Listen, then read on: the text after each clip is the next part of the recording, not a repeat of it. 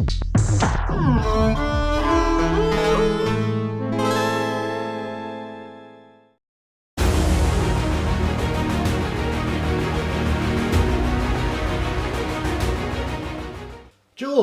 Hi Nick.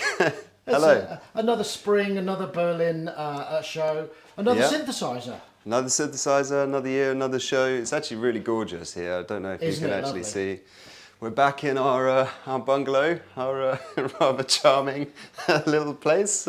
We try our best to make our sort of carefully engineered products look all right in the kind of German Butlins that sort of probably hasn't seen a lick of paint since the 80s, but it's kind of charming. I think this It's kind of yellow's new, all right. actually. But Oh, anyway, really? it's lovely to see you because the Gemini, Super Gemini is here. Announced Yes. yesterday. Yes. Bit of a surprise. Yeah. Was it a close run thing? Did you make it on time? Well, I mean, obviously, if there weren't shows like this, then nobody would ever finish anything, would they? But yeah, obviously we've been very busy. We've been very busy with the Super 6s, actually, as well here. We've been working on a big update for them, which has also been keeping us busy. We've got a couple of new colorways here to basically sort of celebrate growing the family. So really, the Super Gemini is a kind of continuation and a growth of what we've been doing. It's a really nice analog hybrid polysynthesizer.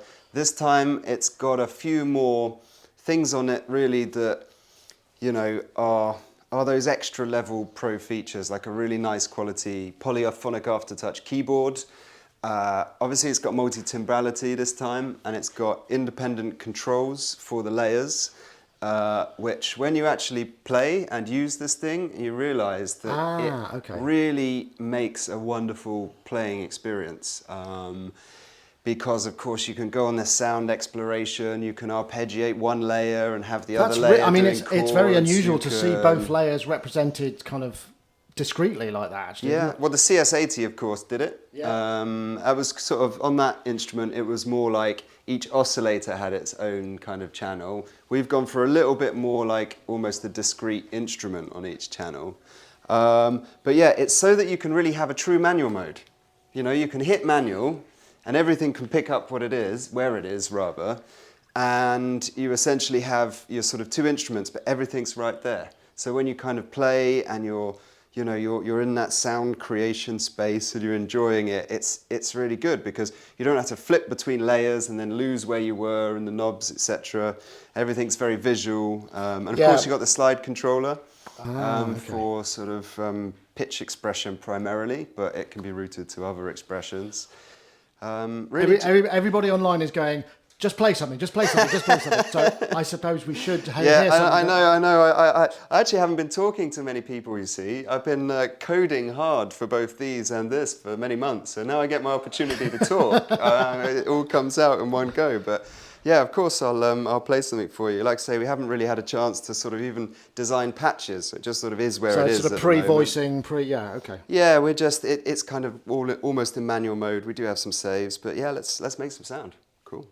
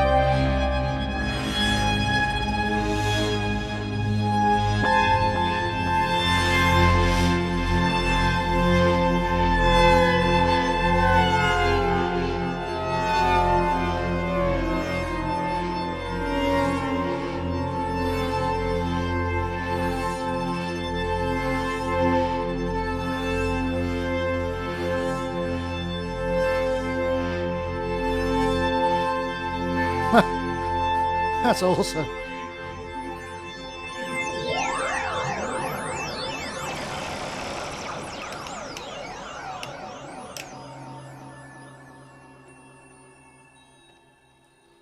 Wow. Cool. Never, That was actually really good fun. never disappoint, George. So tell me a bit more. I mean, is it Sure. essentially two Super Sixes and some, or is it, what's the sort of... Yeah, essentially, I mean, the sound engine from the Super 6, the basic architecture, the concept is the same. Sort of, these beautiful sounds can be made on these instruments as well. This one is really, where it adds more is in the expressivity and how you interact with your sound. So the engines are similar. There are some other features like a ring modulator. This one adds wave morphing, so you can morph between different digital wave shapes, along with the sort of binaural stereo oscillators, which are known from these. But of course, here you have a really kind of, you know, solid weighted keyboard with poly Aftertouch. You've got a more expressive control section here on the left. You've got some extra nice features like a true mono mode that puts it straight down the middle. For going back to doing really more basic, you know, kind of simple analog-y sounds and really punchy basses.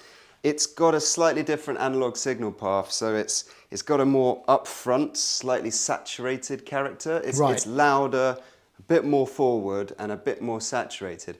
It's not quite as breathy and glassy and nice in the high end. It's just different. It's not better or worse, but it's a different, slightly different analog feel to it, essentially. But yeah, really, it's along the same family. You'll see the lineage in the design. Definitely. We've gone for something this time. It's a big synth, yeah. And what's different about this synth and sort of similar big synths that have gone before, you know, like the CS80, is it's actually really practical. It's really, really strong. If we take this off of here, we can spin it around on its corner. It's got a lip under there to put your fingers. It's got a lip under here to put your fingers. It's large, but it's practical. I want to see this gigged with. I want to see this dented. I want to see it scratched. I want to see it like really used. It's built to sort of be a playing instrument, and man, you can lose yourself for a long time playing this. It's scary. Stereo out per layer as well, which is nice to see. Yeah, stereo outs per layer. Yeah, absolutely. You've got delay freeze per layer. I made a little bit of use of that here, but I haven't fully smoothed the opening and closing of the sends, so it's like slightly discontinuous, so I'm not using it too much. But we have delay freeze per layer. We've got two pedals now, volume pedal and expression pedal that goes through. The expression pedal goes through the matrix. We've got some more interesting modulation destinations. So for example, the wave shape now is adjustable through the modulation matrix, and it's sort of continuously variable between adjacent waves and A and B banks. More patch storage. Just lots of little extra touches that I think, you know, this instrument, it's so beautifully, the Super 6 that does that, it's so beautifully compact and practical and powerful, but, you know, there isn't room to put these extra things in. Right. So we made something which just, you know, people are, I want the extra octave, you know, I want poly Aftertouch. I mean, with this many voices as well. So. Oh yeah, and let's not forget 20 voices. I mean, you know, that's quite a lot of voices, but actually, I think by design, that's actually the minimum number of voices that you want for an instrument like this. But it means that in single mode, with binaural off, you eventually get 20 voices, which you sort of never run out with. Obviously in dual mode, you have 10 voices, and if you have single binaural, it's 10 voices, and you can really use them in many ways. You've got clock divisions per layer, of course, so you can have these interesting polyrhythms. Yeah, you know, you can have a kind of chord on one layer, and I don't even. I left it in a kind of slightly wild state, but as always with all our instruments, it's fairly easy to bring it back to the init patch. So I think I should be able to do that without too much ado. Everything down, sawtooth, off you go. So, tell me about the ribbon as well. So the ribbon is, it responds, it's the same sort of vibe as the CS80 idea. I took their idea, but I changed it slightly with how it behaves. So I've set this up just with a simple sawtooth. Simple sawtooth, straight down the middle mono. If I get rid of any effects or anything, we should just have a... so it bends what you're holding, but it doesn't bend what the note tails are. So give me a second. So it's like sostenuto inverted. Yeah. You might need to help me out with my... It's when you put the stone pedal on, and then it only sustains the notes that are held while you're playing it, not when, and then the next ones play on top. So it's the opposite. Yes, that's correct. So it's if you the bend on the CS80 didn't bend the notes you were holding, but does bend. So it's got a bit of pitch modulation on there, but it does bend the...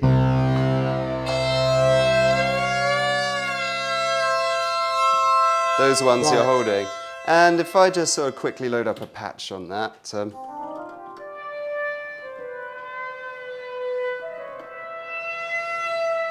Also possible of doing trills. Ah, okay. Nice. And of course the poly aftertouch is really nice. I thought when we were doing it, I was slightly reticent about it, thinking, how the hell can you actually play poly aftertouch? But actually I've grown to really love it, because it really allows you to kind of express each note, and it takes some learning, but you find that your pinky finger ends being quite good for sort of... So presumably it'll also, will it respond to MPE over external MIDI as well? Yes, it will. Primarily, poly aftertouch is sent as MIDI messages to and from the instrument as well. But yeah, MPE is scheduled to be a part of this instrument here, like it is for this one. It's already implemented in this. But really, I mean, there's so much expressivity with the control on here. It's really surprising with the sort of, you know, you can crossfade between the layers. So, for example, pressure could mix between your two different layers. Oh, nice. Pressure can mix between your waves, or but actually adding, just setting everything roughly in the middle is really nice for almost everything you play. If we, for example, just went to so having it mapped to a little bit of LFO rate is also really nice. It's also quite nice for almost FM-y sounds. What, with high LFO speeds? Yeah. Yeah, that's nice.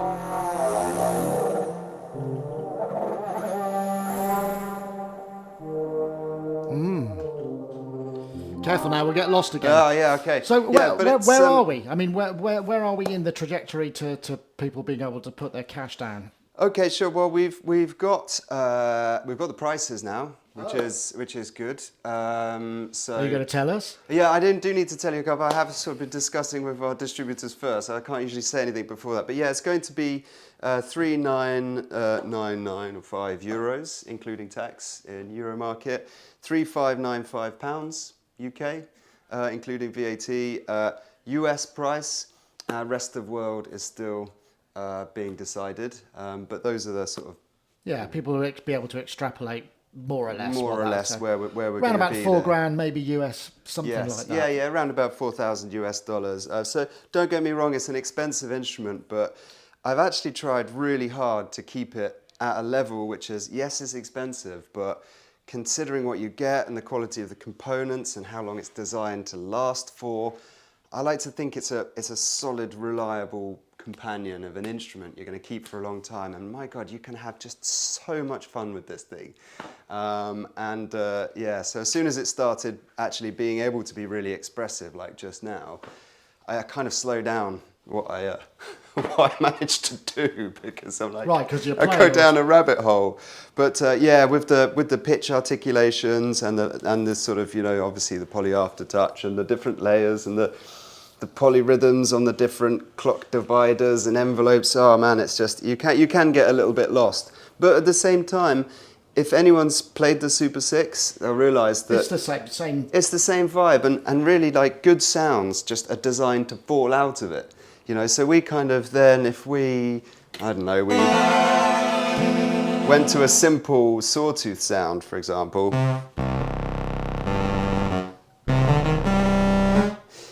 It's designed to just kind of sound nice in its most basic form. Yeah. You know, just the wave, if the wave sounds nice on its own and the filter sounds nice on its own, you're kind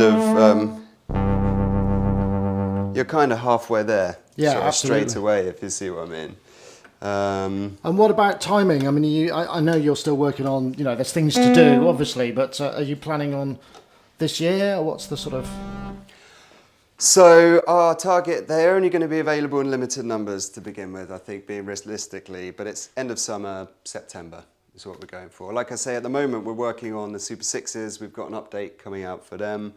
And, you know, this is sort of following after that. We're sort of, you know, hardware-wise, it's, you know, it's in pretty good shape. Yeah. It's here. We've made several. This isn't the first prototype. This is sort of, you know, we're a bit in now. We've got sort of production gear. I think we'll paint this differently. That's black. It should be a different color, but we'll get there. But yeah, we're looking at September. Okay. Is the launch date. All being well, obviously. It's a big undertaking, but yeah, hopefully people can share this and enjoy it. I know it's, you know, it is an expensive instrument. We have tried hard to keep it reasonable as we can, and I really, yeah, I really hope people can enjoy it as much as we do. George, thank you so much. No, thank you very much, and yeah.